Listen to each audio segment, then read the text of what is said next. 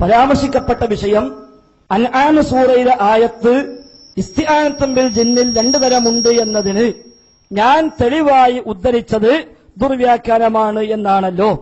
എങ്കിൽ അതിൽ വെച്ചുകൊണ്ട് തന്നെ ഞാൻ ചോദിക്കട്ടെ, ഈ ആയത്ത് ഇസ്തിആനത്തും ബിൽ ജിന്നിലെ ശിർക്കായതിനെയും വസീലയായതിനെയും ഒക്കെ വേർതിരിച്ചുകൊണ്ട് രണ്ടു തരം ഇസ്തിആനത്തുണ്ട് എന്ന് ലോകത്ത് ഞാൻ മാത്രമല്ല പറഞ്ഞത്.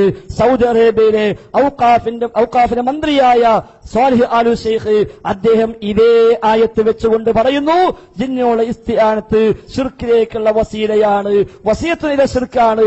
തെളിവെന്താ? കമാ ഖാല തആല വയൗമ യഹ്ശുറുഹും ജമീഅ എന്ന അൻആമിലെ ആയത്ത് വെച്ചിട്ട് ആലു ഷെയ്ഖ് ഇതേ ആയത്ത് വെച്ചുകൊണ്ട് പറയുന്നു, ജിന്നിനുള്ള സഹായത്തേട്ടത്തിന് വസിയത്തു ശിർക്കായ വകുപ്പുണ്ട്, ശിർക്കായതുമുണ്ട്, വസീലയായതുമുണ്ട്. ഞാൻ ദുർവ്യാഖ്യാനിച്ചെങ്കിൽ, ഞാൻ ജൂനിയർ കാന്തപുരമാണെങ്കിൽ, ഞാൻ ശിർക്കിന്റെ ആളാണെങ്കിൽ ഈ ആലു ഷെയ്ഖിനെ കുറിച്ചും നിങ്ങളത് പറയാൻ തയ്യാറുണ്ടോ? അദ്ദേഹം മുസ്ലിക്കാണോ? അദ്ദേഹം ദുർവ്യാഖ്യാനിച്ചോ? അദ്ദേഹം കാന്തപുരത്തിന്റെ ജൂനിയറാണോ? അദ്ദേഹത്തിന് നുത്ഫയിലും സംശയമുണ്ടെന്ന് പറയുമോ? നിങ്ങൾ പറയേണ്ടതുണ്ട്. അതാ ഒന്നാമത്തെ ചോദ്യം. ആ ആലു ഷെയ്ഖ് പറയുന്നത് അദ്ദേഹം ആയത്ത് ഓതിയിട്ടുണ്ട്, ആയത്ത് എഴുതിയിട്ടുണ്ട് എന്നത് ശരിയാണ്.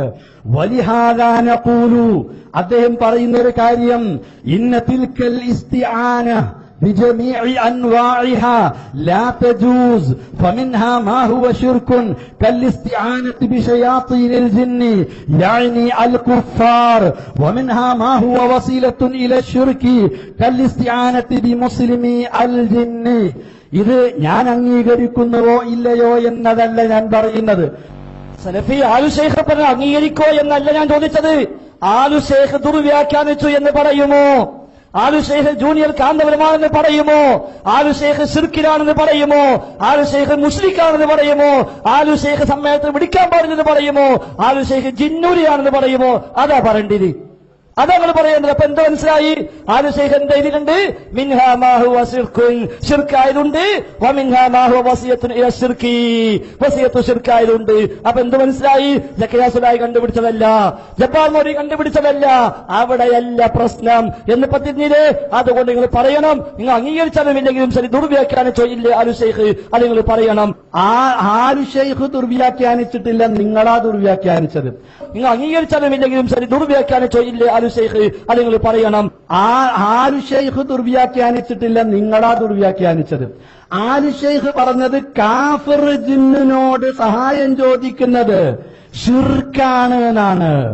മുസ്ലിം ജിന്നിനോട് സഹായം ചോദിക്കുന്നത് വസീലത്തു ശിർക്കാണ് എന്നാ പറഞ്ഞത്. ഇപ്പൊ വായിച്ചെന്താ? കാഫിർ ജിന്നാണോ ശിർക്ക്, മുസ്ലിം ജിന്നാണോ വസിയത്തു ശിർക്ക്? ഞങ്ങൾ വരെ അത്ര പറഞ്ഞിട്ടില്ല. ഇവിടെ ആലു ഷെയ്ഖ് പറയുന്നത് മുസ്ലിം ജിന്നിനോടുള്ള സഹായത്തേട്ടമേ എന്താകൂ വസീലത്ത് ശിർക്കാവുകയുള്ളൂ. ഇവിടെ ആലു ഷെയ്ഖ് പറയുന്നത് മുസ്ലിം ജിന്നിനോടുള്ള സഹായത്തേട്ടമേ എന്താകൂ വസീലത്ത് ശിർക്കാവുകയുള്ളൂ. അപ്പൊ വായിച്ചെന്താ? കാഫിർ ജിന്നാണോ ശിർക്ക്, മുസ്ലിം ജിന്നാണോ വസിയത്തു ശിർക്ക്? ഞങ്ങൾ വരെ അത്ര പറഞ്ഞിട്ടില്ല. ഞങ്ങൾ വരെ അത്ര പറഞ്ഞിട്ടില്ല. ഇതേ ആവശ്യം അൽഹംദുലില്ലാ, അൽഹംദുലില്ലാ, അൽഹംദുലില്ലാ. അബ്ദുറഹ്മാൻ സലഫി തന്നെ പറഞ്ഞു, കാഫിർ ജിന്നാണോ ശിർക്ക്, മുസ്ലിം ജിന്നാണോ വസിയത്തു ശിർക്ക്? അതാണ് ആലു ഷെയ്ഖ് പറഞ്ഞത്.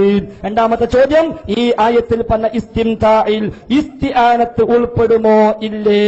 കാരണം ഇസ്തിംതാ ശിർക്കായതും വസീലയായതും ഉണ്ടെന്ന് നിങ്ങളും സമ്മതിക്കുന്നു. എങ്കിൽ ആ പറഞ്ഞ ഇസ്തിംതാഇൽ, ആയത്തിൽ പറഞ്ഞ ഇസ്തിംതാഇൽ ഇസ്തിആനത്ത് ഉൾപ്പെടുമോ ഉൾപ്പെടില്ലേ? നിങ്ങൾ വ്യക്തമാക്കേണ്ടതുണ്ട്. അതാ രണ്ടാമത്തെ ചോദ്യം. കേട്ടില്ല എന്ന് പറയണ്ട.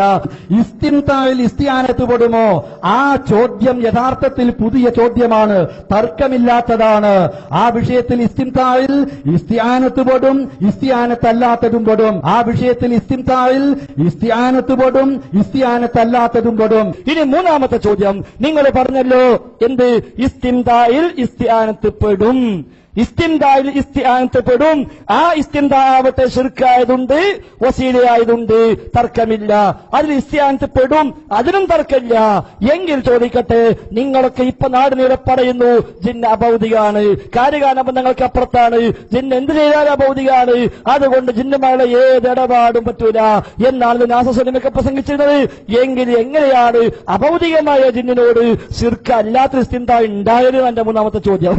അഭൗതികമായ ജിന്ന്, കാര്യകാലബന്ധങ്ങൾക്ക് അപ്പുറമുള്ള ജിന്ന്, അതിനോട് എങ്ങനെയാ ഒരു അഭൗതികമല്ലാത്ത ഒരു ഭൗതികമായ ശിർക്ക് ആവാത്തൊരു ഇസ്തിൻതാഹ് അതെങ്ങനെ ഉണ്ടാകാം? സലഫി പോലും വിചാരിച്ചിട്ടില്ല അത് ഇങ്ങനെയൊക്കെ ആവുന്നത്. കുട്ടികളെ ഇടങ്ങാറാക്കി നിർബന്ധിച്ച് പിടിച്ചു വലിച്ചു കൊടുന്നപ്പോ ആടിനെ കുളത്തേക്ക് കുളിപ്പിക്കാൻ ഇറക്കണ പോലെ കൊണ്ടുവന്നതാ പിടിച്ചു വലിച്ചിട്ട്.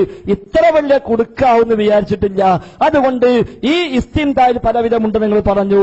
ഇസ്തിൻതാഹിൽ ഇസ്തിആനത്ത് പെടുമെന്നും പറഞ്ഞു. ഇസ്തിൻതാഹ് ശിർക്കായതും വസീലയായതും ഹറാമായതുണ്ടെന്നും പറഞ്ഞു. എങ്കിൽ അഭൗതികമായ ജിന്നിനോട് എങ്ങനെയാണ് ശിർക്ക് അല്ലാത്ത ഇസ്തിൻതാഹ് ഉണ്ടാകുക? അതാണ് ഞാൻ കിട്ടേണ്ടത്, അതാണ് നിങ്ങൾ പറയേണ്ടത്. അതാണ് മൂന്നാമത്തെ ചോദ്യം. ഇവിടെ ഈ പ്രധാനപ്പെട്ട തെളിവിൽ നിന്ന് തെന്നിമാറി, വിഷയത്തിൽ നിന്ന് തെന്നിമാറി എന്തെങ്കിലും ചോദ്യങ്ങൾ ചോദിച്ച് സമയവും അവസരവും നഷ്ടപ്പെടുത്തിയിട്ട് കാര്യമില്ല. അതുകൊണ്ട് ശരിയായ ചോദ്യം വിഷയവുമായി ബന്ധപ്പെട്ട് ചോദിക്കുക. അതാണ് ഈ അവസരത്തിൽ ജനങ്ങൾ പ്രതീക്ഷിക്കുന്നത്.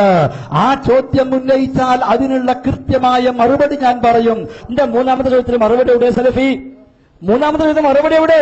ജിന്ന് അഭൗതികമാണെങ്കിൽ അഭൗതികമായ ജിന്നോട് എങ്ങനെയാ ശിർക്ക് അല്ലാത്തൊരു ഇസ്തിൻതാഹ് ഉണ്ടാവുക? നിങ്ങൾ പ്രസംഗിച്ചെന്താ?